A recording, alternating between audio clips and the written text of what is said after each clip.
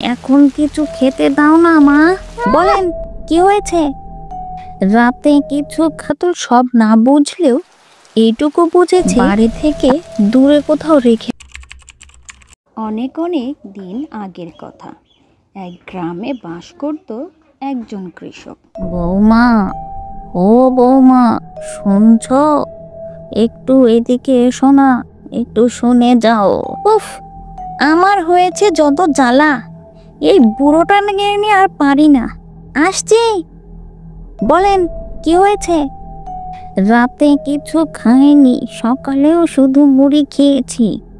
এখন কিছু খেতে দাও না মা। খেতে দাও না মা। একটু বসুন, দাঁড়ান দিচ্ছি। আজকে মিনসে আসুক, এই বুড়োর একটা ব্যবস্থা করতেই হবে। এটাকে নিয়ে আমি আর পারছি না, সহ্য হচ্ছে না। এর খেদমত করতে করতে আমি বুড়ো হয়ে যাচ্ছি। রাখালের বউ এগুলো কথা ভাবতে ভাবতে তার ছেলে রাতুল ডাকতে ডাকতে চলে আসে। মা, ও মা, কোথায় গেলে? খুব খিদে পেয়েছে, কিছু খেতে দাও। আরে বাবা রাতুল, তুই এসে গেছিস? আয় বাবা আয়, তুই হাত মুখ ধুয়ে আয়, আমি তোকে খেতে দিচ্ছি। ভালো করে খা বাবা, বড় হয়ে সাহেব হতে হবে তো। মা, দাদাকে খেতে দিয়েছো? হ্যাঁ, দিয়েছি তো দাদাকে খেতে। তুই খা বাবা। দাদা তুমি খেয়েছো তো? হ্যাঁ রে দাদু ভাই, খেয়েছি।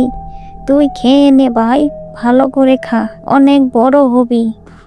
রাতুল আর তার দাদার কথার মাঝেই রাতুলের বাবা চলে আসে। রাতুলের মা, কই গেলে? তুমি এসেছো? হাত মুখ ধুয়ে এসো, তোমাকেও খেতে দিয়ে দেই। রাতে খাওয়া শেষ করে রাতুল আর রাতুলের মা দুজন কথা বলছিল। ছোট্ট রাতুল পাশেই শুয়েছিল। তারা ভেবেছে রাতুল ঘুমিয়ে গেছে। এই শোনো, আমি আর তোমার বাবার দায়িত্ব নিতে পারবো না, আমার অনেক কষ্ট হয়ে গেছে। তুমি কিছু একটা করো। তাহলে কি করব বলো তুমি? আমার ছাড়া তো আর বাবার কেউ নেই, অত শত বুঝি না আমি। তুমি কাল বাজার থেকে একটা ডুলি কিনে আনবে। কি বলছো? বুড়ো বাবার আমি ছাড়া আর কেউ নেই, আর ডুলি কিনে আনবো মানে? ডুলি দিয়ে কি হবে? ওই ডুলিতে করে তোমার বাবাকে সামনের ওই গভীর জঙ্গলে ফেলে চলে আসবে। কেউ নিলে নেবে, না নিলে শিয়াল শকুনে যা খাই খাগে। আমি বাপু আর অত কিছু পারবো না, এই বলে দিলাম তোমাকে। তুমি যদি কাল তোমার বাপকে কোথাও রেখে না এসেছো, আমি কালকে আমার বাপের বাড়ি আমি চলে যাব বলে দিলাম। তুমি একটু বোঝার চেষ্টা করো না, আমার ছাড়া আমার বাবার আর কেউ নেই। আমি কিচ্ছু শুনতে চাই না। ঠিক আছে, কাল হাটে যাব আমি, হাটে থেকে একটা টুলি কিনে আনবো। কিন্তু কেউ যদি জানতে চায় এটা দিয়ে কি করবো? কি আবার করবে? বলবে অনেক দিন হয়ে গেছে কোথাও ঘুরতে যাও না, তুমি বাবাকে নিয়ে কোথাও ঘুরতে যাচ্ছ, এটাই বলবে। আচ্ছা ঠিক আছে। রাতুল তার বাবা মার সকল কথাই শুনছিল। ছোট রাতুল সব না বুঝলেও এইটুকু বুঝেছে তার বাবা মা তার দাদাকে বাড়ি থেকে দূরে কোথাও রেখে আসতে চাইছে। পরের দিন সত্যি হাট থেকে রাতুলের বাবা নতুন একটা ডুলি কিনে আনে। সেদিন রাতুল আর কোথাও যায় না, সেদিন বাড়িতে থেকে দাদার কাছাকাছি থাকে, দূর থেকে খেয়াল রাখ। কই গো রাতুলের মা, কোথায় গেলে? আমি এইখানে।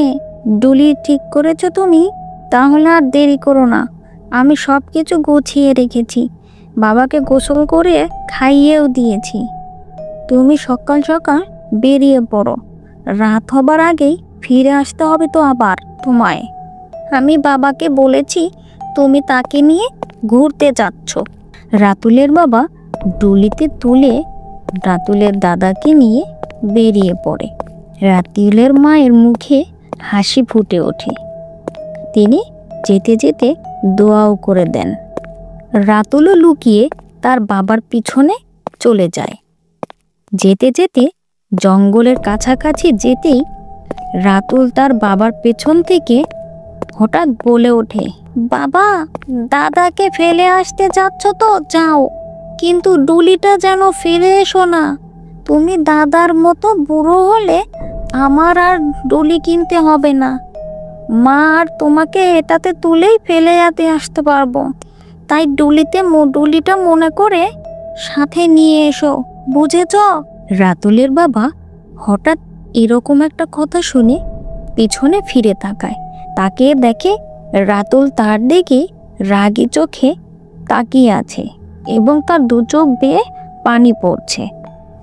রাতুলের বাবা রাতুলের এই কথা শুনে অবাক হয়ে যায় আর নিজের ভুলটাও সে বুঝতে পারে।